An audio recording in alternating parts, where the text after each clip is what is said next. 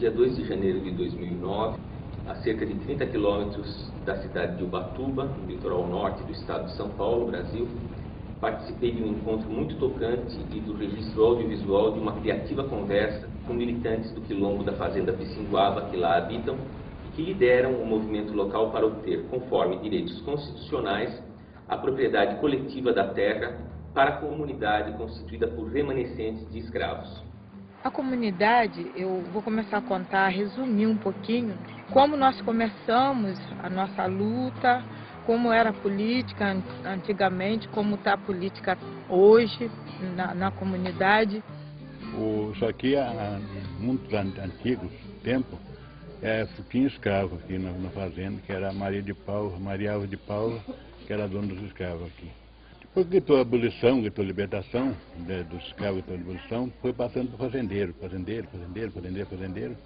que eu sei, passou um tal de Capitão Firmino, que era um dos fazendeiros, depois passou para o tal de Sancré, que era um dos fazendeiros também, e esse Sancré hipotecou para a Caixa Econômica. A Caixa não tendo o que fazer, até deixou uma carta aí com o Leopoldo, que era o chefe daqui, que era o cara que morou aqui, do mais velho, ela pediu uma cerca de 12 moradores para vir morar aqui, para trabalhar para o usufruto. Isso faz uns 50 e poucos anos atrás, 58 anos atrás. Então, nessa época, a gente veio para cá cuidar. Essas famílias, na realidade, são 3 troncos familiares, né? A família Assunção, a família Braga e a família Vieira. Até que não aumentou muito, passou para 48 famílias, porque essas pessoas que são família agora, já são filhos dessas famílias que veio. A gente conhece a história daqui, é porque ele que passou pra gente.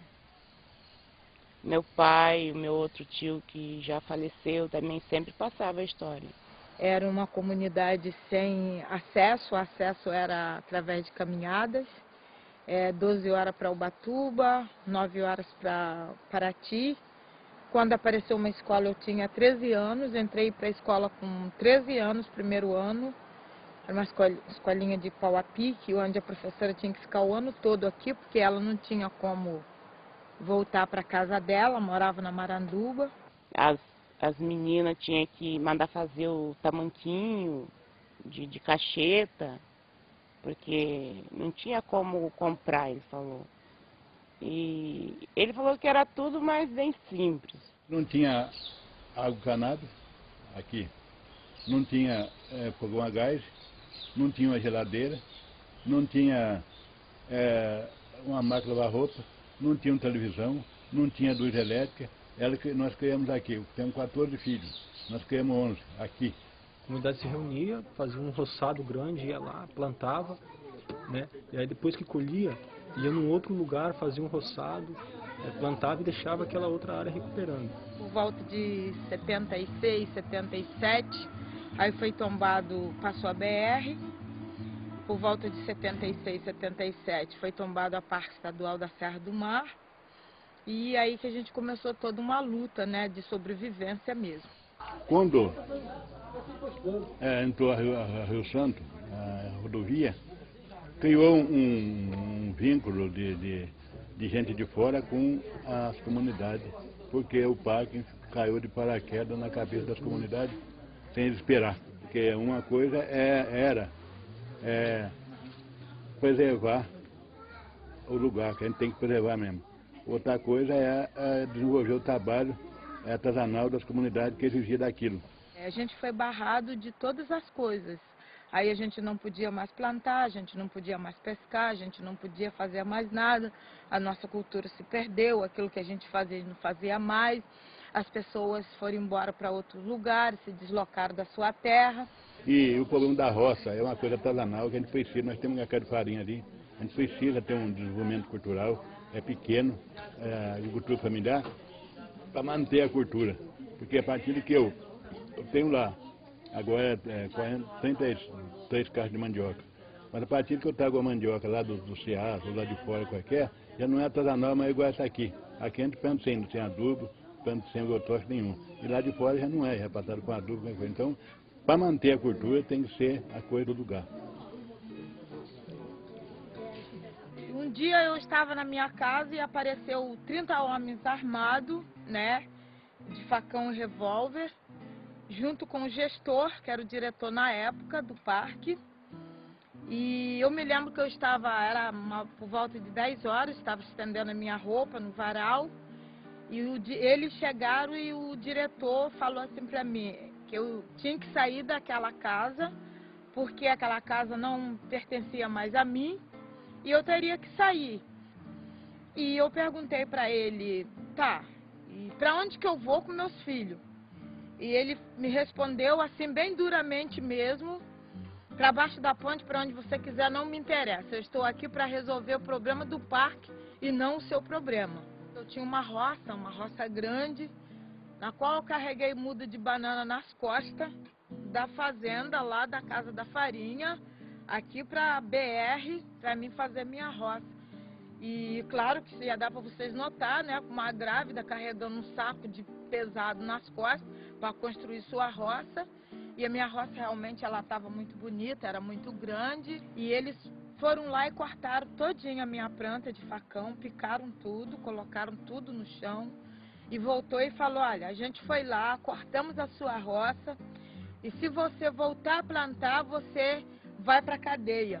Aí naquele momento eu me senti uma bandida, né? Porque quem vai para a cadeia é quem comete algum crime. Eu não cometi crime nenhum. E a sua casa?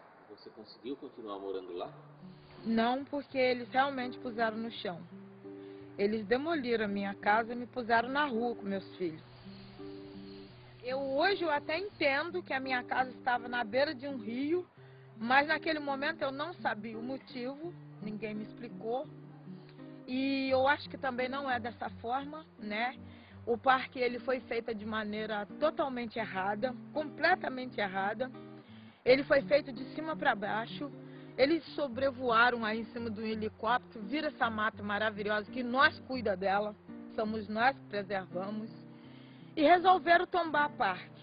Não trouxeram nenhuma educação ambiental, as pessoas não sabiam nem o que era meio ambiente, nem o que era parque, e simplesmente vieram na casa de cada um dizendo, você não vai morar mais, isso aqui é do governo. Não falava para as pessoas se iam ser indenizadas ou não, simplesmente diziam que tinham que sair porque agora era deles. É difícil de entender, né? Aí fiquei aqui, comecei a trabalhar muito na roça, sabe? Porque aqui não era difícil serviço, né?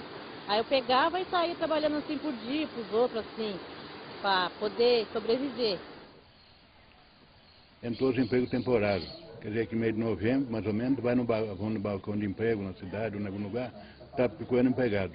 Só que as pessoas aproveitam que não tem emprego, não é tanto do pessoal daqui, mas no geral, aproveitam que não tem emprego, arrumam aqueles empreguinhos lá. Quando chega pelo carnaval, acabou a temporada, aí eles mandam as pessoas embora e aí acaba os empregos. Essa nossa sociedade lida com o sucesso e a sua contrapartida muito imediata que é o fracasso.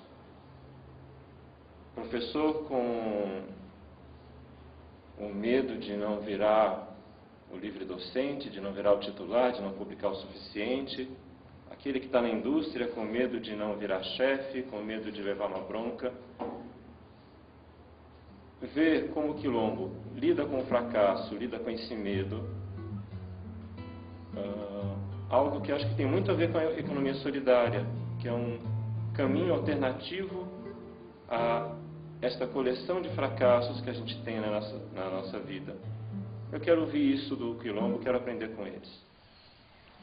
Nós descobrimos há 7 anos atrás que nós éramos remanescente de Quilombo, que tem toda uma lei que nós defende como remanescente.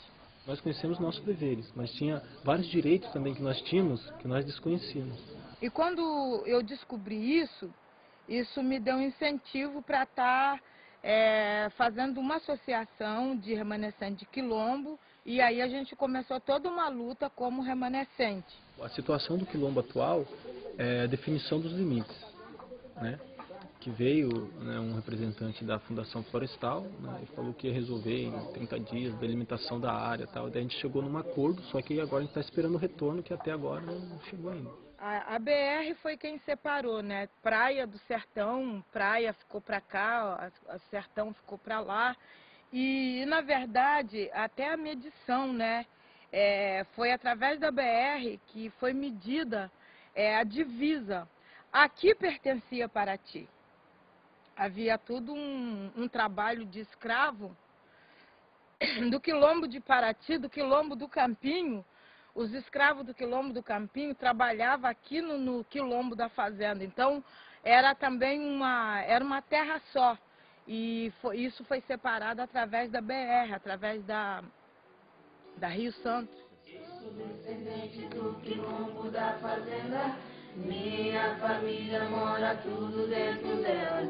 Ali os moradores são tudo na união, cuidando da pesca e vivendo cultural. Tambores da fazenda iniciaram uma carreira. A demora na demarcação de terras tem gerado conflitos que oferecem, a meu ver, a oportunidade para a articulação entre a justiça restaurativa e as ações comunicativas de psicopatologia e saúde pública. Pensamos nas oficinas do medo e dos sonhos, que é uma estratégia metodológica da psicopatologia para a saúde pública, bem como nos círculos de paz, que é um procedimento da justiça restaurativa. Esses dispositivos podem favorecer que a comunidade encontre meios de realizar os seus sonhos e projetos, tais como o do Banco das Comunidades Tradicionais e da criação de uma moeda local. Os estudiosos da filosofia democrática e libertária de Spinoza poderão participar com reflexões e ações concretas dentro da ideia de que um conjunto de atividades dialógicas desaguem em eventos de que participem governos, academias, organizações, movimentos sociais e órgãos de comunicação, tendo em vista a formação democrática da opinião pública democrática. E a gente pretende realmente fazer uma cooperativa, e aí eu acho que o trabalho da comunidade ele está completo. Então, Zé Pedro, por que o senhor acha que a cooperativa é uma coisa boa para a comunidade? É o único jeito de acabar com esse problema. Qual o problema? Desse disque, de um não entender o outro. É o único jeito de unir o povo. Que aí um de quicado de farinha deu não sei quanto, outro de lanchonete deu não sei quanto. Não, cooperativa ninguém é dono, trabalha em conjunto. E ali tudo é dono e ninguém é dono. Sempre vê, né, algumas pessoas fazendo uma torta ali, fazendo um doce de goiaba aqui, um doce de jaca ali, então eles ficam meio que isolados, né? Então, na cooperativa vai poder unir todas essas coisas em uma só. Aí todo mundo vai colocar em prática tudo que eles sabem fazer. A cozinha culinária é o que a gente quer o mais rápido possível, porque a gente recebe grupos e a gente quer mostrar uma comida diferenciada, uma comida quilombola, uma comida com as receitas antigas. Porque lá em São Paulo eles têm, das coisas eles têm lá. Então, se a gente forma uma cozinha aqui, uma cooperativa, uma cozinha, numa comunidade de quilombo, a gente tem que fazer as comidas da gente. Tem vários pratos que a gente já fez e já serviu e foi bem aceito. E sem contar do Jussara, né? Nós temos um pessoal, um grupo de pessoas aqui que trabalham com o fruto do Jussara, do palmito Jussara. Então nós tiramos o suco, a semente nós lançamos novamente na mata, para cada vez a gente ter mais palmito, reflorestar mesmo, sem precisar cortar a palmeira. E ainda o suco, né, a gente está gerando renda para algumas famílias de dentro da comunidade. Fazer bolo, dá para fazer azul marinho. Nós temos já despopadeira, pessoas que despopam, nós fizemos curso, passamos já pela vigilância sanitária, foi aprovado, está tudo dentro dos conformes. Eles vêm pra cá, vem bastante gente conhecer a Radar d'Água, então eles vêm pra cá, o negócio deles é vir pra cá conhecer e achar farinha pra eles comprar. E se não tiver farinha, pra eles não tem jeito, eles querem a farinha. Aí meu pai faz melado, sabe, pra vender também, a gente ajuda ele a fazer, moer cano, raspar cano.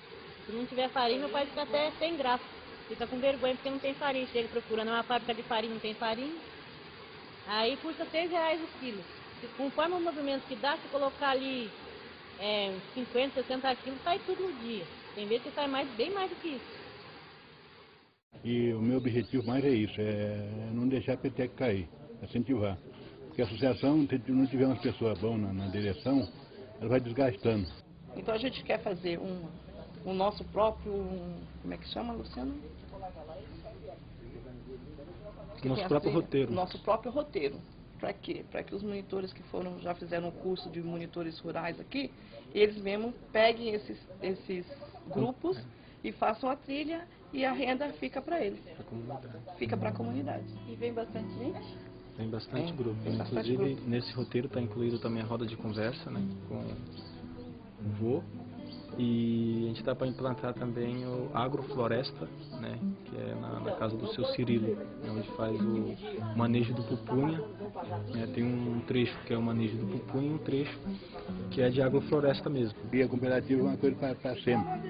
Ele segura o futuro das pessoas e sempre tem serviço para a pessoa trabalhar, cria um vínculo muito bom na comunidade. Bom, a reunião de hoje, né, é uma reunião que nós já estávamos esperando, né, há algum tempo, que a comunidade precisa dar alguns passos, né, e também tomar algumas decisões, né. Então a gente marcou essa Assembleia Geral, né, e também para decidir uma nova diretoria, né, da associação. Associação, cooperativa. Agora, as pessoas que trabalham dentro da associação, o presidente da associação, o vice-presidente, o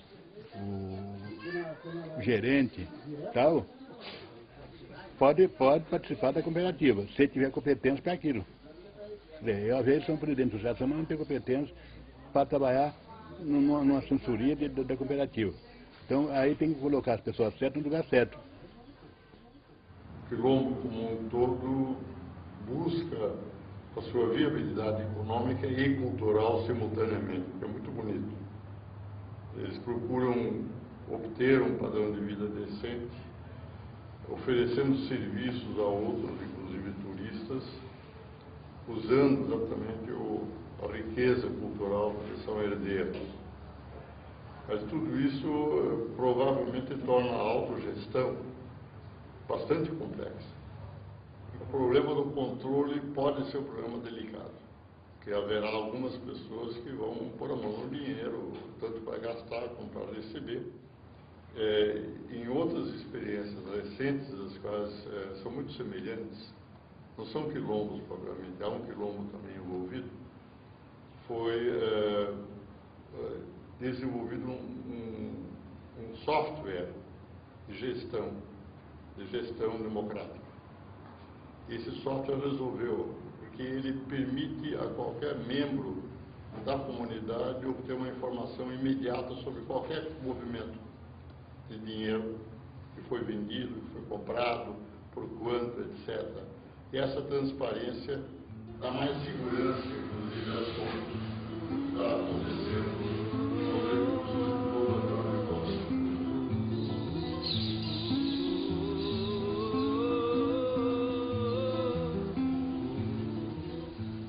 Para mim, a comunidade, eu digo, está faltando um bocado de estabilização.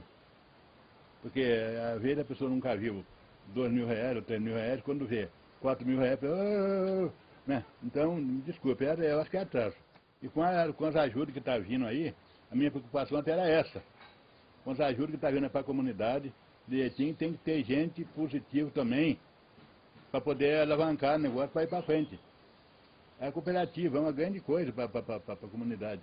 Mas a pessoa, como a gente falou ontem, tem que se unir, como é que eu parei de acreditar? Eu quero dizer que nesse trabalho que vocês estão de possivelmente formar a cooperativa, os conflitos vão fazer sempre parte, vão estar sempre presentes, e meu interesse é em acompanhar isso, como que vocês vão lidar com a gestão desses conflitos. Não querer eliminar os conflitos, mas sim trabalhar com eles, eles vão estar presentes. O que diminui a culpa é a compreensão. Se a compreensão sendo boa, não tem muita culpa. Um livro do Spinoza, onde ele fala justamente que a liberdade de expressão, ela não é um perigo para a união de uma sociedade. Ao contrário, aonde as coisas são exigidas de uma maneira muito homogênea, onde não existe espaço para diversidade, onde existe uma rigidez muito grande, a coisa quebra, justamente porque ela é rígida, ela não é flexível. Vamos fazer, numa comunidade, numa sociedade, no meio de um monte de pessoas aí, se eu não perdoar, quem é que vai perdoar? Eu vou perdoar quem? Eu tenho que perdoar meus filhos, eu tenho que perdoar minha mulher, eu tenho que perdoar todo mundo. E também eu não posso dizer que eu estou certo. O respeito naquele tempo era muito, todo mundo respeitava, o respeito era outro. Quando um cara passava, mexia com uma menina do outro qualquer, uma filha do outro, ou com a mulher do outro, coisa qualquer, ou qualquer ato que fazia, ia avisar aquele cara. Aquele cara, aquele pastor do quarteirão, chamava os mais velhos, chamava eu, o senhor, o outro mais velho, lá, falava, olha, está acontecendo isso aqui no bairro, vamos lá chamar fulano. Ia lá, pegava a pessoa, chamava a pessoa, vinha cá, trazia a pessoa para estudar e via. O que eu vou fazer com ele? Se a coisa fosse grávida, fosse uma coisa grávida, aquele cara que foi lutando levava ele para a justiça. Se não fosse grave, eles faziam um tipo de conselho ali e sortava ele. E faziam um papel do jeito dele lá, e davam um conselho para ele. Se acontecer outra vez, você vai sofrer pelas consequências. Então, a justiça restaurativa parte do princípio de que a própria comunidade, o próprio tecido, seja escolar, seja do bairro, ela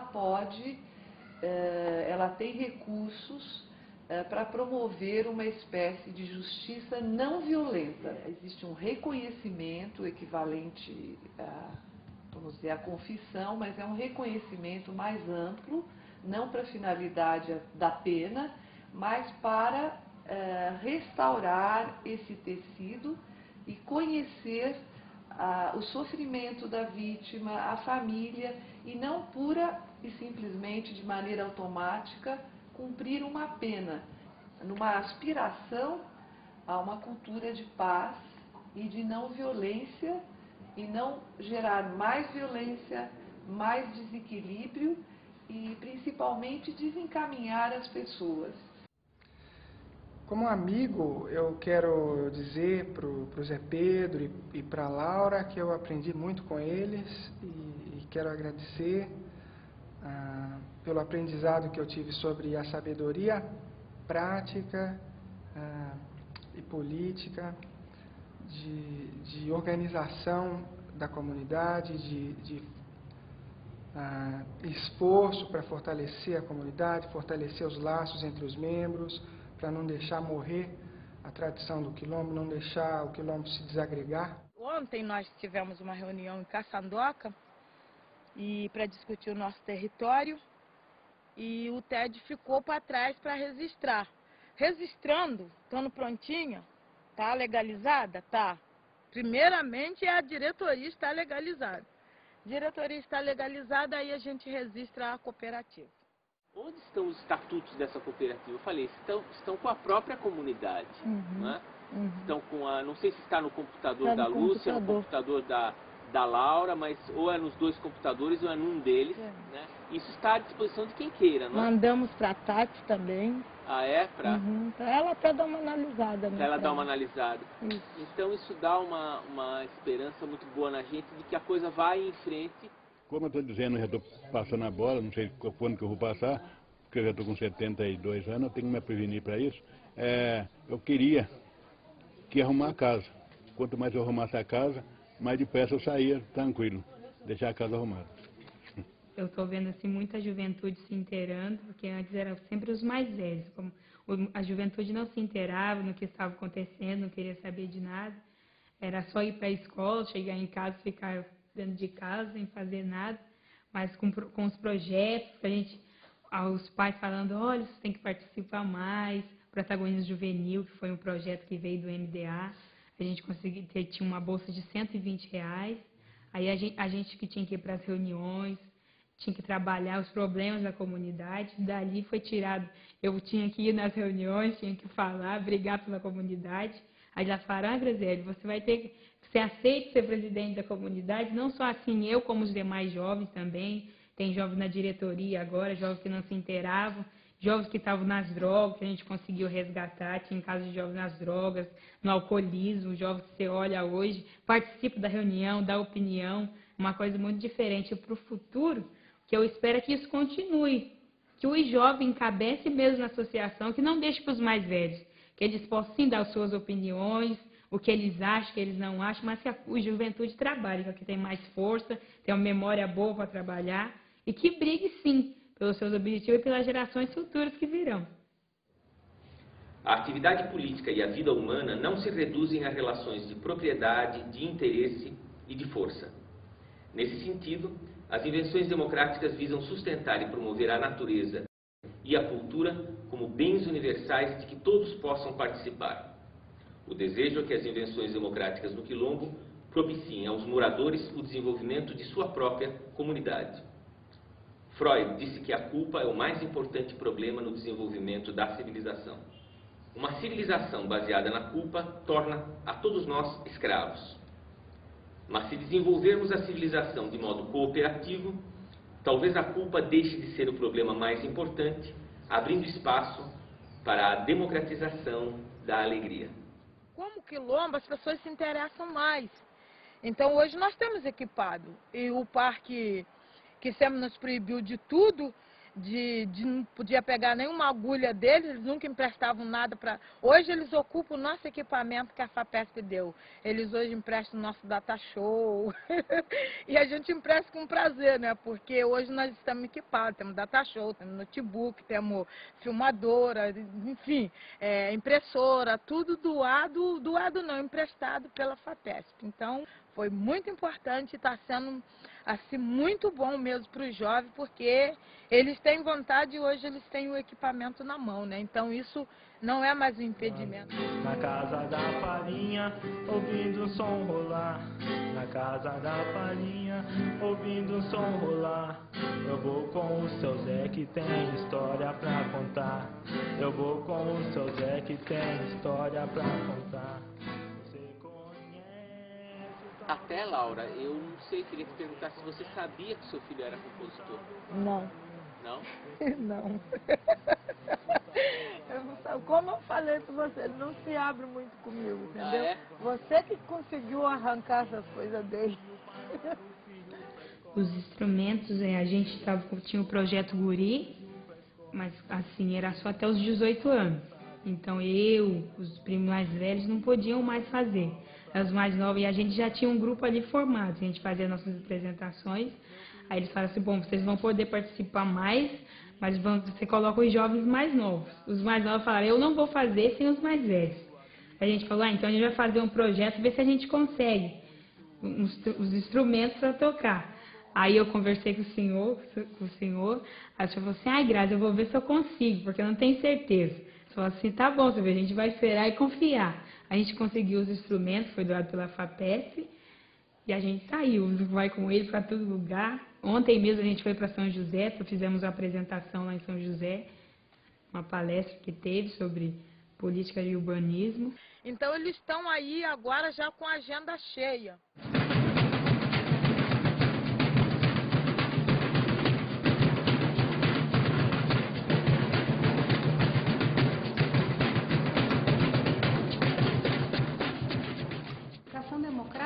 Tem 3 princípios. O primeiro é a autogestão. As pessoas que participam de uma experiência de educação democrática são responsáveis por ela. O segundo é o prazer do conhecimento. Acredita-se que o conhecimento traz alegria, prazer, e por isso as pessoas se envolvem com ele, não sendo necessárias punições ou disciplinas. E o terceiro é que não há hierarquia no conhecimento. Conhecimento científico, conhecimento acadêmico, o conhecimento comunitário, conhecimento tradicional, conhecimento religioso, todos os conhecimentos são valorizados, respeitados e crescem justamente no seu contato. A pessoa que é estudado, que estuda, desde criança, agora a pessoa estuda agora, que todo mundo tem que estudar, ele confia um pouco no estudo. Quem não é estudado, igual eu nunca fui estudado, que meu pai não teve tempo de botar na escola, e eu tenho alguma coisa, sei alguma coisa de berço, ele tem que pegar o estudo da vida, o conhecimento da vida. Então a filosofia do legal é a filosofia da vida, da continuação do tempo da vida. Tudo não é nem só o legal, todas as coisas têm uma filosofia. É um carrinho de madeira que os pais faziam por si, tem uma filosofia. Um jogo de maia tem uma filosofia. O direito à alegria, o direito ao cantamento, o direito a pessoas viver à vontade, é que faz alegria. Hoje eu posso dizer que nós somos vitoriosos. A primeira conquista foi a energia, né, que chegou na nossa comunidade há 2 anos. Logo após a energia veio um telecentro. Hoje nós somos ponto de cultura. Estamos com um projeto grande pela Furnas, e o Anderson Judas Tadeu Universidade é nossa parceira também. E a gente assim está bem tranquilo, feliz, porque é um projetão realmente de um restaurante, né, uma cozinha comunitária, a fábrica de doce, trabalhando com as frutas da região, que nós temos muita, né? Além disso, os princípios da educação democrática rimam com a ideia de criar uma escola de educação ambiental em que membros da comunidade atuem como professores de modo cooperativo e articulado com estudantes e pesquisadores de ciências ambientais da USP, da Unesp, da São Judas Tadeu e de outras universidades que já convivem com os habitantes em clima de harmonia, de respeito e de consideração recíprocos. Aí a gente vai estar restaurando o alambique e a loja de artesanato. Então temos também outro projeto de uma pousada. Então eu creio que daqui a pouco a comunidade ela vai estar restaurada, ela vai estar estruturada, né, para a gente estar atendendo o turismo, recebendo o turismo.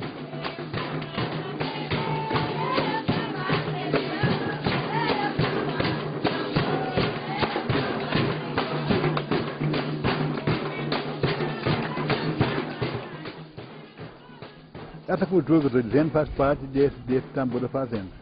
Porque através desse tambor da fazenda agora, está vindo já, pode vir jongo, pode vir congada, pode vir dança quadrilha, está vindo uma outra música para ele dançar. Quer dizer, criou um vínculo de cultura junto com ele. E eles estão se incentivando com isso aí. E esse é o começo. Se alegrava no quintal, meu aparelho não encaixa na tomada da cidade. Olha o degrau, olha o degrau, olha o degrau. É o mesmo, mas o tempo já é outro. Pra cada dia tem um santo pra rezar. Fruta nativa, vitamina nova, festa da justiça. Olha o degrau, olha o degrau, olha o degrau. 300 anos cultivando o ambiente, da praia, terra, rio, serra, Maria. A liberdade é dar a mão a quem respeita cada qual. Olha o degrau, olha o degrau, olha o degrau. Aí o senhor falou assim, Grazi, você foi perguntando na cozinha, lavando louça. Você perguntou, Grazi, qual os nomes de peixe de mar que tem? Aí eu falei, tem anchova, embetara, tem tainha, tem paraty. E qual os do rio? Eu falei, tem lambari. Qual os nomes dos quilombos que tem Ubatuba? Eu falei, tem caçandoca, caçandoquinha, tem campinho, tem bracuí. Satanás então falou, da cinza que sai a pisa, se não houver bom inverno, mas agora no inferno ninguém faz mais uma camisa.